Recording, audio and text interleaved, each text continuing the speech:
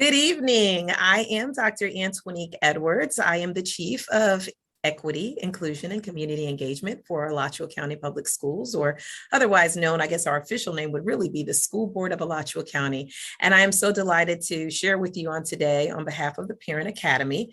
As many of you who may have already been tuning in these past several weeks or months have known, is that we've been sharing webinars to just share information that would be beneficial to our parents and families for empowerment, for insight, and collaboration. And we have been very fortunate to have such wonderful guest presenters from our school district as well as the community at large. Tonight is no different. Today we are going to have with us from the University of Florida Human Resources Department an HR manager, and her name is Mercedes Swan. And we are so grateful for her sharing such important information with us so that we can look for jobs and secure them, right? And so we're excited to hear what she's going to be sharing on today.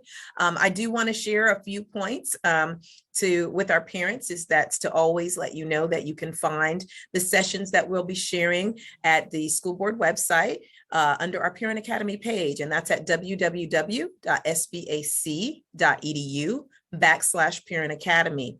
And so our sessions are highlighted there with the actual links to be able to log on. Some of you may have done that today. And so after we go through our sessions, we do post them on that page. So you can always go back to those that you may have missed.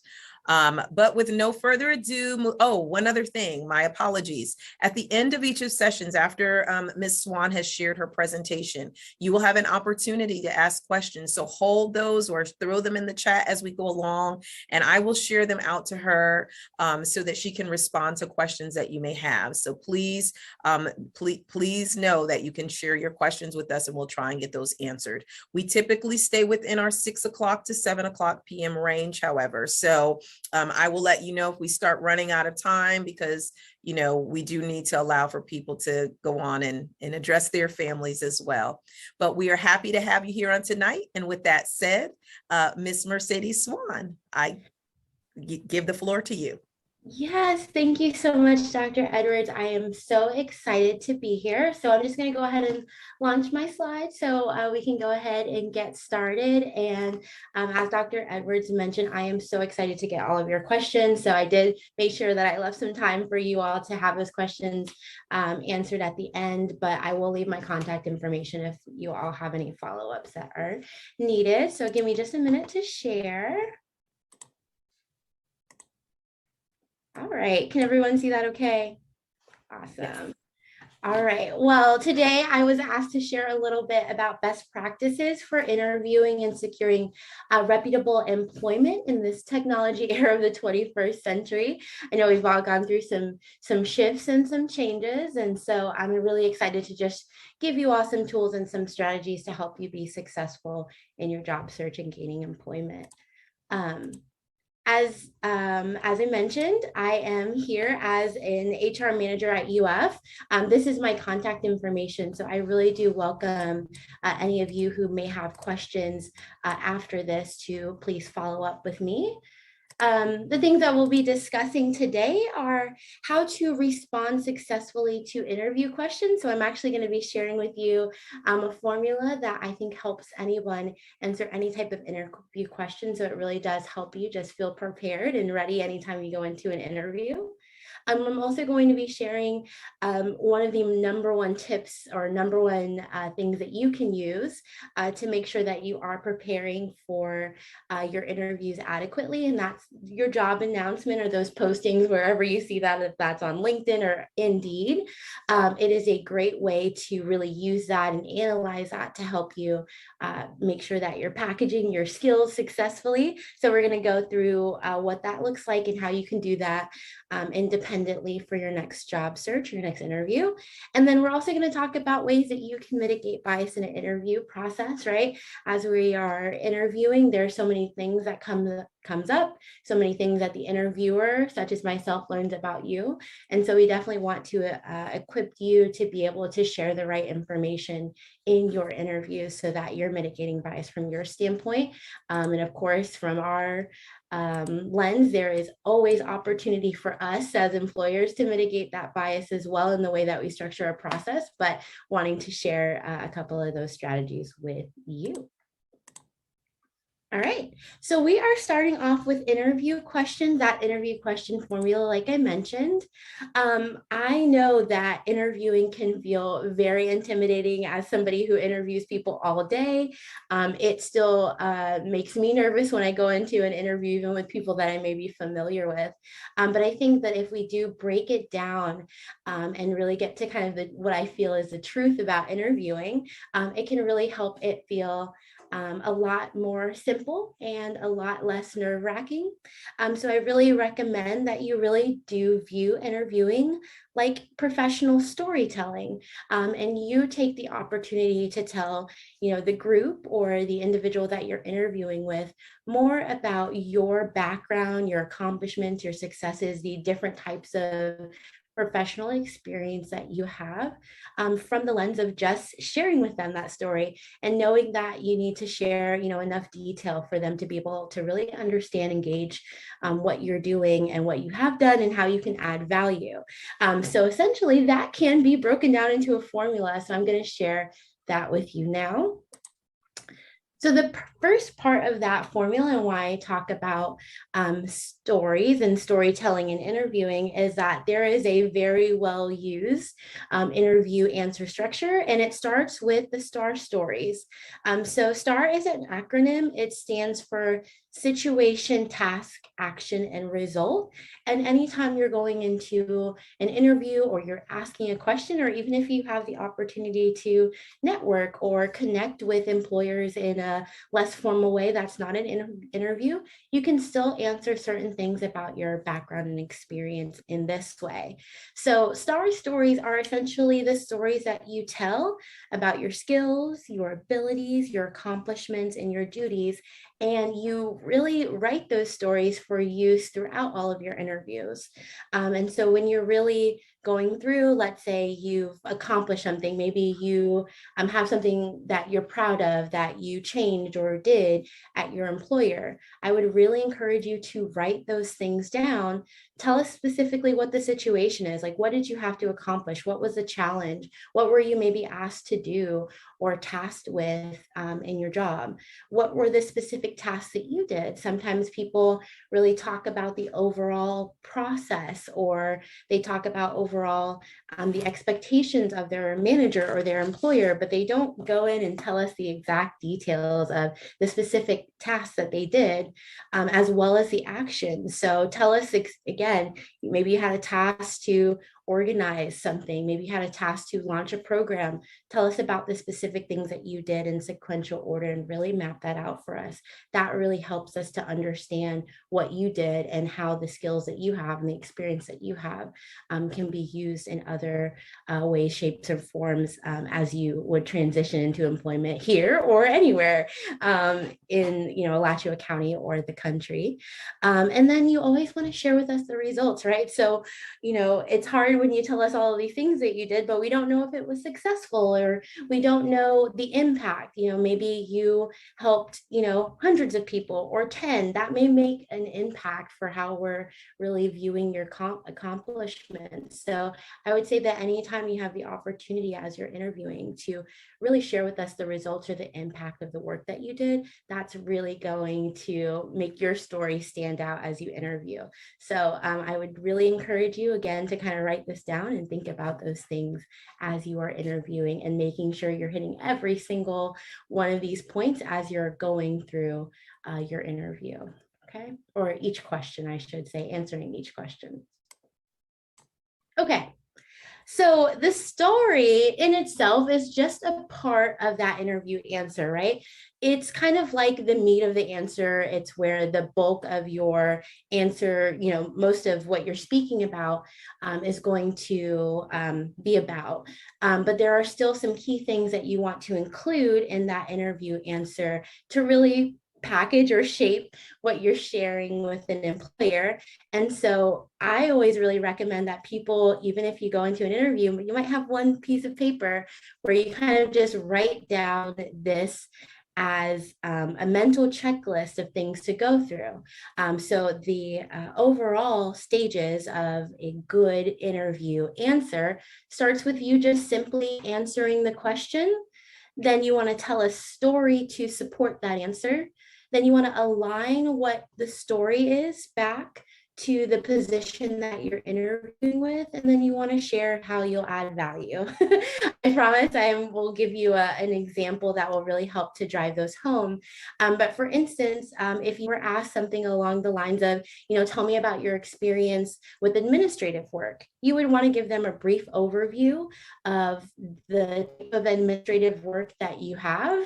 And then you'd want to tell a specific story. So you might want to say, well, when I was working for this employer, I had these roles and responsibilities on the day-to-day. These are the things that I did. So you start telling me that story, the situation that you were at that employer, what your tasks were on a daily basis, the actions that you took to be successful, and then maybe even talk about some of those results. Like, I was able to make sure that every single day I left with all of my work being completed, that I was able to follow up with all of the people that I needed to, that I was able to organize this information accordingly. So just take me through that story. And then you want to align it back to the position, right? Tell me about how this is relevant to the position that you're interviewing, right? If you were able to organize files, or you were able to oversee a program or coordinate a meeting, or whatever that might have looked like in your role, align that back and tell me exactly how you think that really aligned for the position that you're interviewing for today. And that really helps take out any of the confusion of, whether or not you understand the role, or you really could do the job. That's a great way for you to really align your skills back to the position. And then also, if you always have the opportunity to just really sharing how you'd add value, right? So again, saying, I am really looking to use these skills that I have to help to continue this great work that your organization is doing, or to be able to contribute to your organization to accomplish those things. So basically, I know this does seem like quite a bit, but I'll share with you kind of how to answer a sample question in a moment. But really, if you just go through this in a systematic way every time you're answering an interview question, you'll be able to really give them enough examples so that they can make a great decision as it relates to hiring.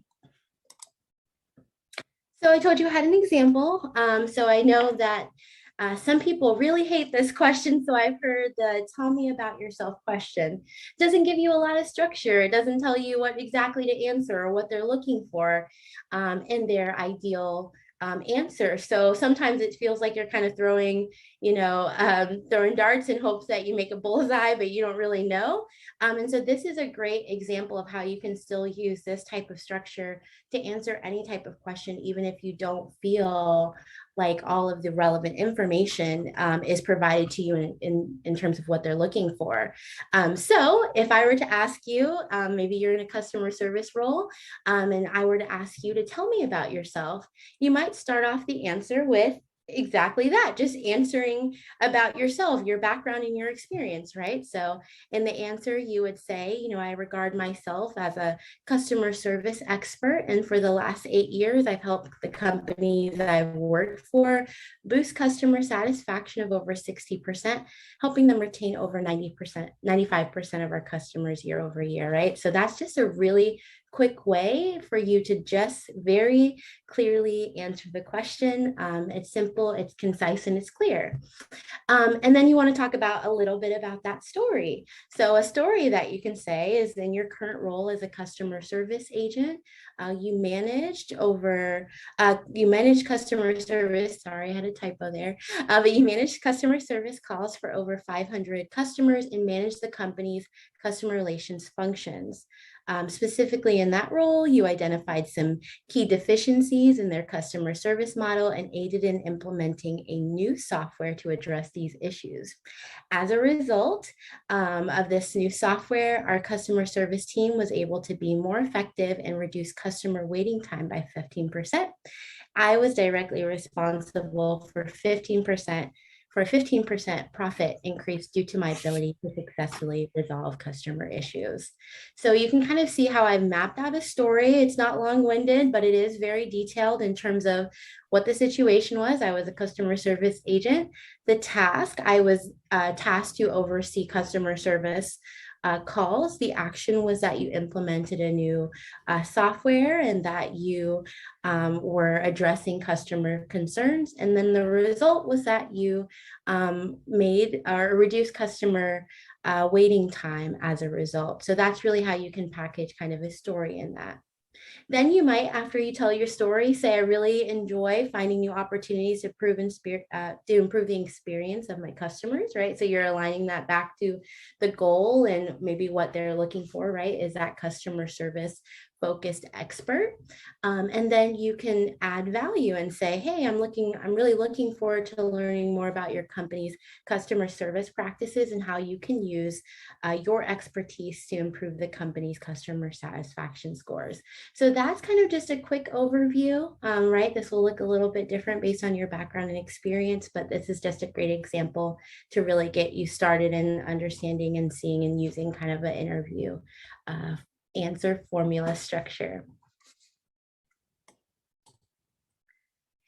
So we know the formula, but what happens? How do we make sure we have the right stories? How do we make sure we're preparing for the right questions? And there's no really way to be fully prepared, but often professionals like myself who spend a large portion of the day writing interview questions and assessing candidates, we are going to want to make sure that our interview questions are really reflective of what we're looking for in that top candidate. And most of the time, we're going to include that information directly in the job announcement, which means that you as a job seeker can use that to your advantage by assessing what's listed in that job description, analyzing it, and coming up with your own interview questions and star stories to help you prepare. So we're going to do one together. I just pulled a random position off of UF's website. So we'll go through that, and hopefully that'll give you some good pointers for doing this for whatever your next opportunity that you interview for. So in terms of analyzing the job description, I would always recommend that you pull the job description, maybe you put it in a Word document, you print it out, whatever is really good for your learning style, but then going through and highlighting these couple of things that are going to help you analyze the job description. So those things are keywords. Anything that's a key responsibility that they mention is important for that role. Any qualifications, minimums or preferred qualifications that they're looking for in the position, anything that's going to address what the values of the company are, or even the culture, so that you can make sure that you have an understanding of that in the way that you answer questions as well, right? So if it's not necessarily aligned with the way that they might address things or their culture, that may lead to you missing the mark for interview questions. So be mindful of that as well. Okay. So here I pulled, this isn't the full one. I can't put that all on a slide. But I just pulled some of those keywords. So as I was reading through, I could see a couple of keywords right off the bat. They're looking for somebody who can probably maintain a calendar, who are experienced with preparing conference rooms, are able to manage the office supplies, update position descriptions, are maybe familiar with payroll and monitoring time sheets. They've also listed out some minimum qualifications here. So a high school diploma, 1 year of relevant experience. And then they go on to list a little bit more in the preferred qualifications. So a bachelor's degree, Microsoft Excel or Publisher, and a request to really be able to maintain confidentiality among all, based on all the information that this individual would have access to in their roles. So I did that, I highlighted that. So however you do it on online or on paper, that's a really great way to just skim through and highlight those things. And then what I recommend is just to make a running list of all of the things that you pulled out. So this is going to, instead of reading through the position description trying to, get a sense again, you just have this list so that you can make sure that you are either referencing those things in your interview, but that also you're creating star stories around these things. So I have kind of used a sample of the monitoring timesheets for you to really help to showcase kind of what this process would be. So let's say you need to learn how, or you need to really talk about your skills of monitoring timesheets. So identify a story in which you monitor timesheets in your past employment. If you have not, maybe you have no experience managing or monitoring timesheets, then you may want to think of a similar situation that may not be the same, but you may have used or demonstrated those types of skills. So maybe you weren't doing timesheets, but you were monitoring data that somebody was putting into a system, or maybe you were managing a database. So something that's similar, even though you hadn't necessarily done timesheets, is also okay.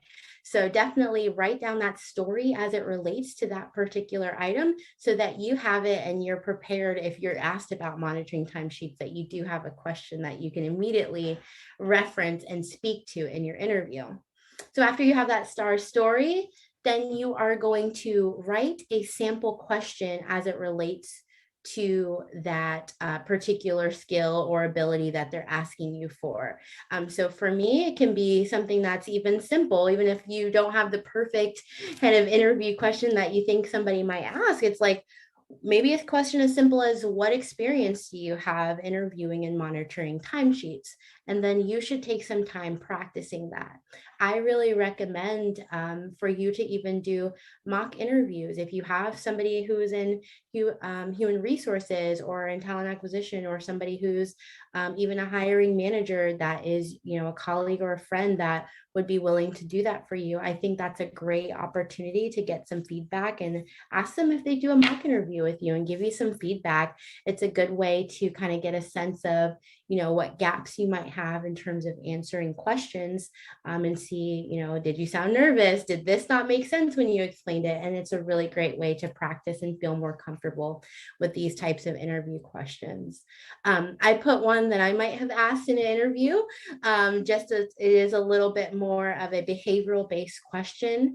That's a certain strategy that we want to get a better understanding of times that you've demonstrated that skill or ability in your work. So another type of question that you could ask is, tell me about a time that you realized there was an error on a time card. What did you do to resolve this issue? So that really allows you to really bring out that story and tell some more information. So as I mentioned, right, this is just an example of one of those keywords, the monitoring timesheets, but you would really want to go through each of those items if you can create, right? You may not have a question for high school diplomas, right? They may just ask you, do you have a high school diploma? That's a yes or no question where you don't really need to go through that level of detail. But other things in here like managing office supplies and updating position descriptions, I would really recommend you go through the same process, create the story, create a sample interview question that you'll ask yourself, or you'll have a friend that loves you very much ask you, so that you can practice preparing for your interviews.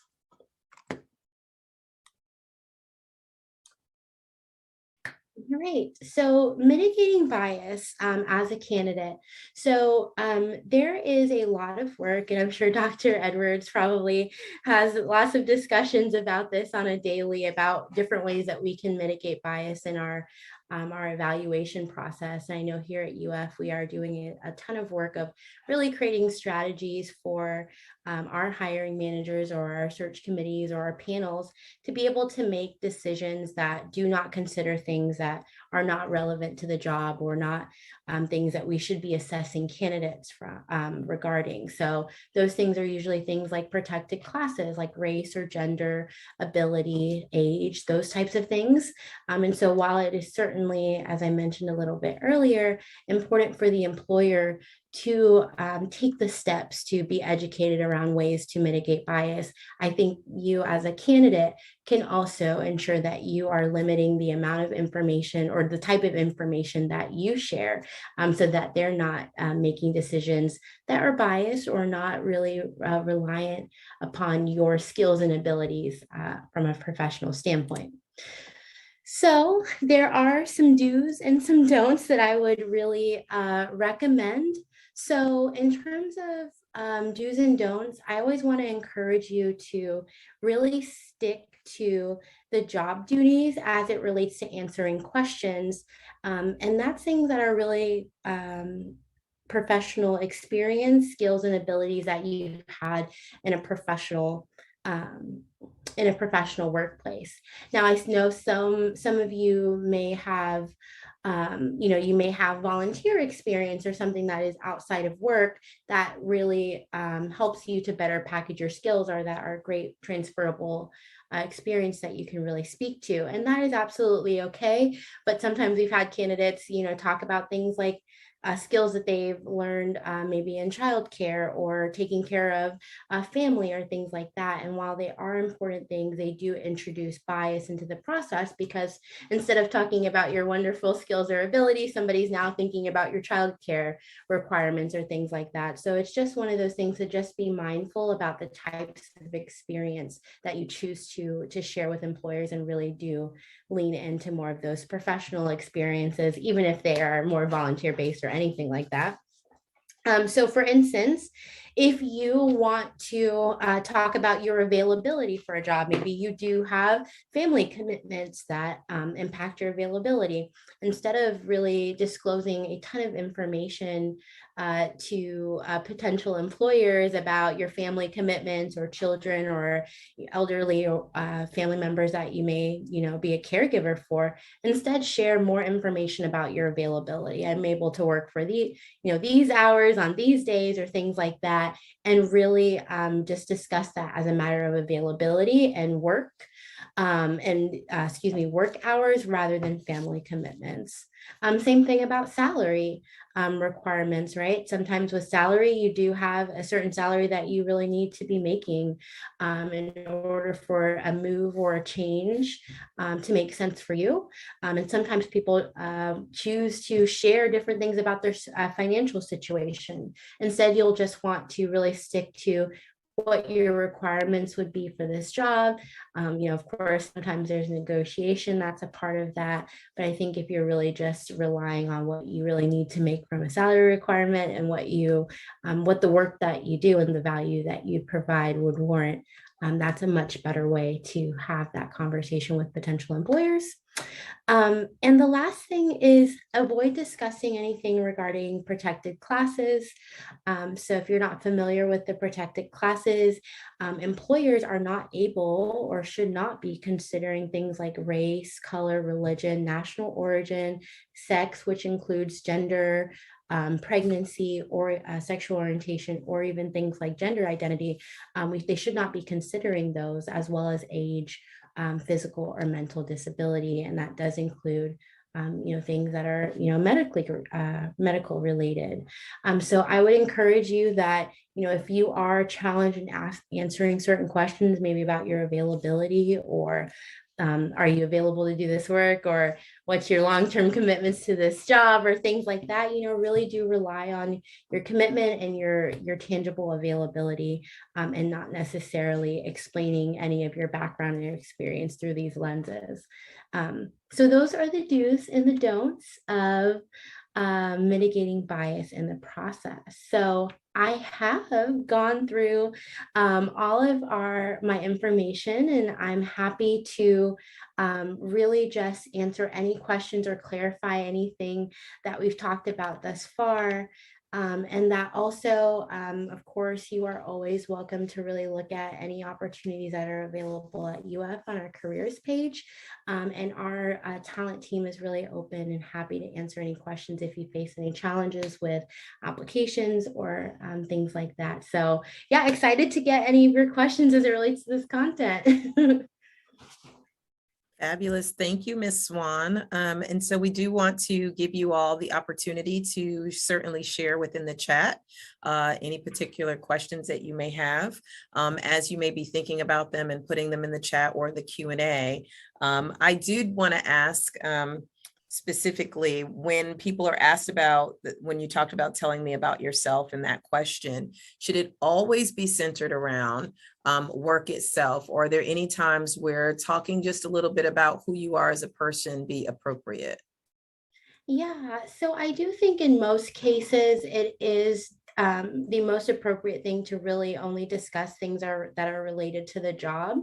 When we talk about mitigating bias or other decisions that may be made or assessments that may be made about you, we only really want employers and especially our hiring managers and committee members here at UF making decisions that are related to your job. So although we might maybe you have a hobby of fishing, or maybe you spend time on the weekends with your children, and those are things that are really important about who you are as a person, that may cause somebody else to have a certain perception about you, about your hobbies. And we definitely want to take our very best step at not having non-job related decisions being evaluated in the process. So I think it's best to not, even though you definitely want to make a personal connection with those that you're interviewing for, I think it's a good place to really start that after the interview process and build that connection then.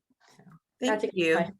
We have some questions that are starting to pop up in the chat. The first one is, what should an interviewee do if an employer asks a question regarding protected classes? So the recruiter in me just wants to cry, but I do know that, not everyone is really savvy about that. And sometimes if they're smaller employers, they may not be fully versed in that.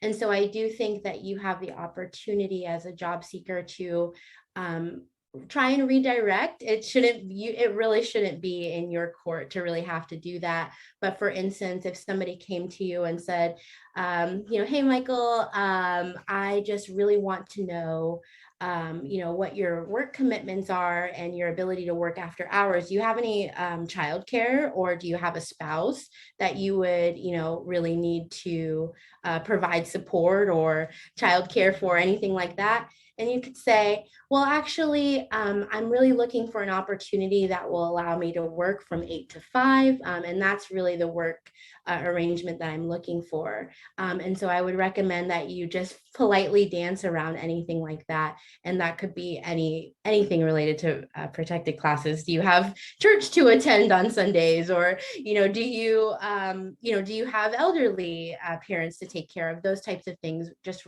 going back to the essence of the question, which is really what's your availability to work, or something like that. So it could look so different, but that's what I'd recommend. Thank you. That's appreciated. The next question is actually twofold. And so the first portion of it is related to University of Florida. What is the normal time frame between submitting an application with UF and receiving a response? Yes, that's a good question. So that really does rely so much on the practices for that hiring department. We really encourage them to wait to review their applications until after the position closes, so that they can fairly assess all of the candidates in their pool at that stage, right? So I would say most of our departments are, within a 2 or 3 week period after that initial period of reaching back out. Sometimes that does not happen, and I certainly know that. So I would say if you have the opportunity to reach out or follow up on your application at that point, that's a great strategy for you to just get a sense of where you are in the process. But I do think if I'm holistically giving it average, it usually is around that time for initial review. Okay. The next portion of or next part is, does the UF culture, she says, or he says, thank you. Does the UF culture encourage employees to learn new functions and roles within the organization?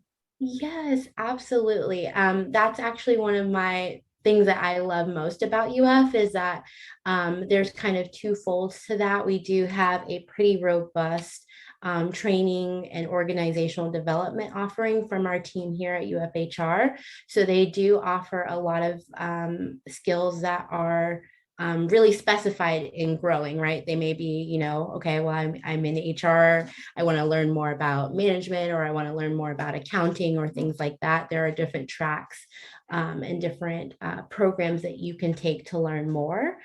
So I do think that there's great, and there's also different resources that UF invest in as well, such as LinkedIn Learning, that really give you the option to kind of learn more about new functions so that you can gain those skills. And then I would say that in terms of across functions, I think that's one of the great things as well, is that UF, talent at UF is often moving into different departments, colleges, and units. And so all of them are very different. And so it gives you the opportunity to always be in an environment where you can learn more or take on new responsibilities or duties and grow. So I think it's very well encouraged here, and we really do support employees who are moving up or moving, laterally across the organization. So, yes. Fabulous. These are some great questions. I have another one for you. What if you don't have any job experience and they ask you to tell them about yourself? Yes. So I think that even though we may not have specific job experience, that we do have things that we could consider professional experience. So if we were, again, if you necessarily weren't in a paid opportunity, but maybe you volunteered for certain things, and we can share different skills, you can really rely on those. So maybe you learned communication skills or computer skills, or just relationship building skills, just learning more and connecting with others. There's so many different skills that we can learn across fields or industries, even if they aren't really what we would consider traditional work experience. For individuals who may just have like an educational background, if you had projects that you're able to say, I was able to do reporting or mathematics or anything like that. So just really begin to kind of look at your background from a sense of what skills have I learned, and then package your skills that way. I think that's a great opportunity. Not knowing necessarily what your background is, that's really kind of some exploration there, but that's really how I'd recommend that you look at that. Fantastic. I don't see additional questions. If there is anyone who has, a great question or any question you would like to ask at this point in time, I didn't mean to say a great question, but this would be a great opportunity for you to ask that. I believe all questions are great. They lead to us having more knowledge and understanding. And so if there are any additional ones, we certainly want you to put those in the chat or the Q&A.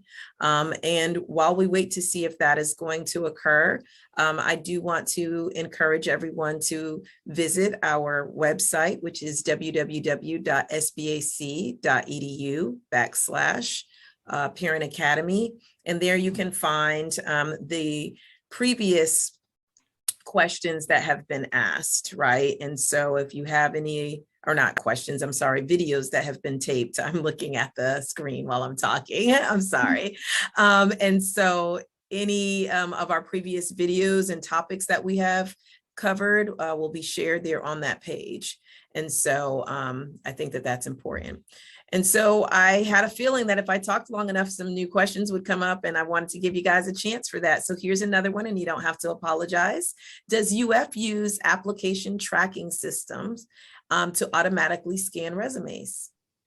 Yeah, so that's a good question. So we do have an applicant tracking system. We do not automatically scan resumes or filter out any resumes at all. I know that there are some pretty sophisticated systems that will categorize applicants, but that is not a practice at UF. And so I can tell you that all of our applications are reviewed by a human, whether that's, their HR department liaison, whether that's a panel. Each and every single resume and application is reviewed individually, and there is not a system doing that automatically.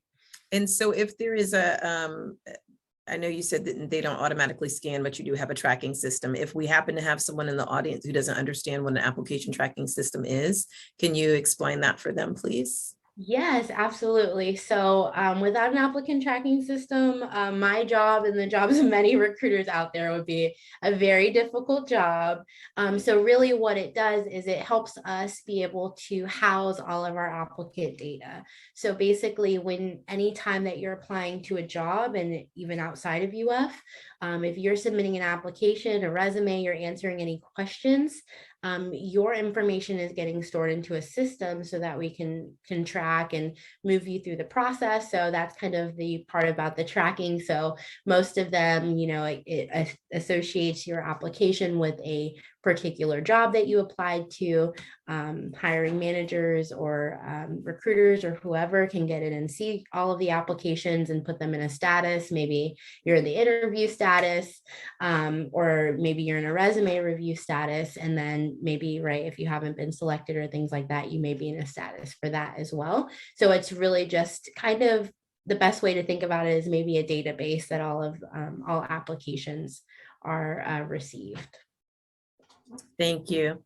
There's another question here that's related to certification for a teacher, and it would be more so our school district. And so what I would say to that is it would be the School Board of Alachua County's HR department who would share with you your certifications and what they would allow for you, where they would allow for you to work. So whether that's the elementary, middle, or high school level and what subject areas, there's a specific office that gives those that information to let you know what your certifications and license allow for you to teach and where. And so that clarification would need to come through that office. I see the questions and appreciate those, but I would have to have those answered through our HR office and not directly from me. So again, that's the HR department, and you certainly, by reaching out to them, they can tell you what your certification areas would cover. If, for instance, you're looking at math certification in these grades 5 through 9, as it's been asked, can you work in elementary school, or qualifications you need in terms of working with different populations of students. Are there any additional questions?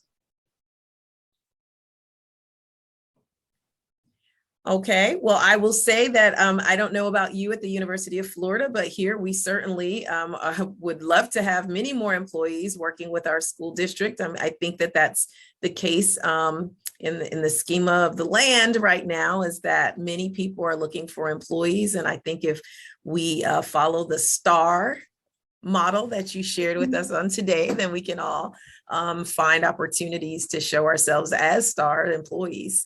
And so I really appreciate you sharing with us today, Ms. Swan. And I thank you for your time. I want to thank all of the parents and community members who have logged on today. Please encourage others to join us when we have our webinars, and then also to go back in case you've missed any to get some of that information. You can always check back here and rewatch it, right, and see the replays. And if there's something you missed or you wanted to have clarification on, the contact information for Ms. Swan is also in that presentation, and so you can see it there. So again, thank you. I appreciate it, and I wish everyone a good night. Take care.